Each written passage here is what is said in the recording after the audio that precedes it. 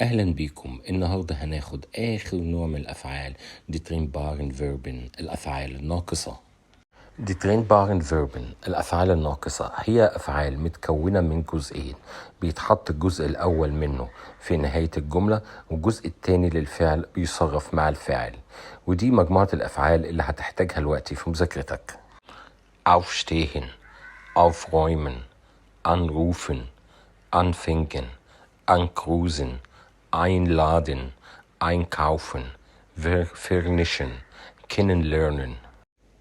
Zuhören, ausfüllen, aussehen, auswählen, mitmachen, mitnehmen, spazieren gehen, sauber machen, vorstellen وabgehen.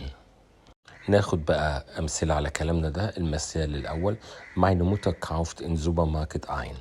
نلاحظ einkaufen قسمناها قسمين.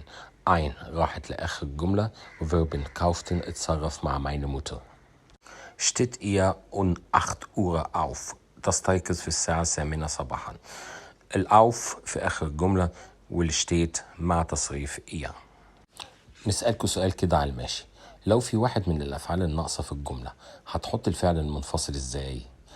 الإجابة: هنحط الفعل الناقص في التصريف مع الفاعل، والفعل المنفصل هيتحط في المصدر في آخر الجملة.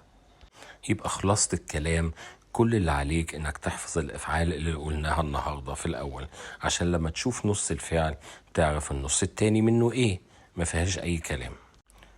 وده تدريب بسيط على الأفعال المنفصلة، حاولوا تحلوها، وأنا الحصة الجاية إن شاء الله هحط لكم الإجابات بتاعتها عشان تشوفوا أنتوا ماشيين صح ولا غلط.